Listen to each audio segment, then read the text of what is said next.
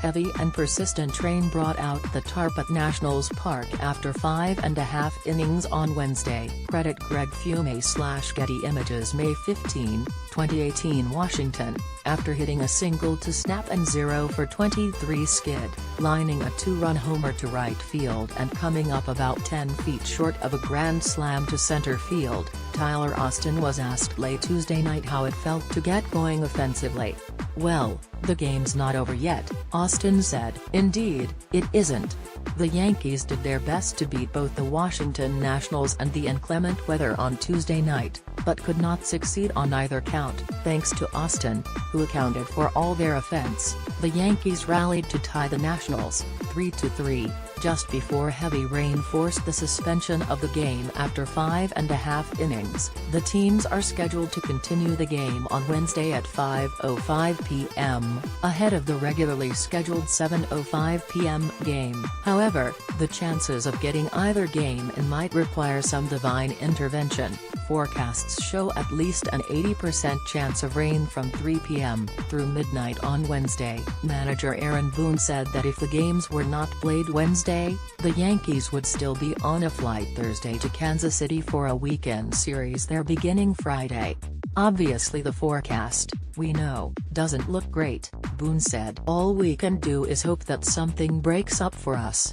The Yankees have been affected by the weather this season almost as much as any other team, as they have raced to a 28-12 record, the best in baseball. Their home opener was snowed out, they had 2 games rained out in Detroit, both will be made up with a doubleheader next month, and the start of their game Sunday at home against Oakland was delayed by 2 hours and 45 minutes because of rain. The Yankees were spared a loss on Tuesday after falling behind by 3-0 by the end of the second inning. Washington got a solo home run by Anthony Rendon in the first, then a run-scoring single by Andrew Stevenson followed by a double from Pedro Severino that brought home Stevenson in the second. After that, Yankees starter Masahiro Tanaka moved to the stretch and retired the final 9 batters in order. The Nationals' left-hander Gio Gonzalez, and some shaky defense, gave the Yankees a path back into the game. Didi Gregorius, mired in a 1-for-39 slump,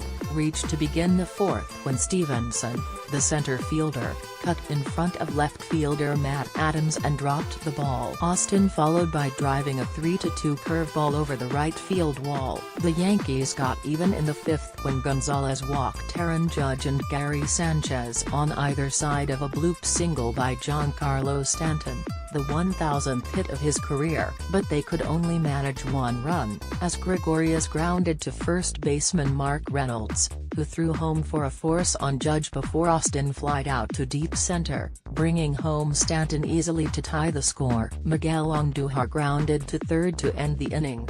When Tanaka retired the Nationals in order in the fifth, the game became official, if incomplete. Players in both clubhouses described it as strange to be leaving the ballpark having played a game that did not yet have a result. "It's still 3-3, Gonzalez said tersely. "See you tomorrow."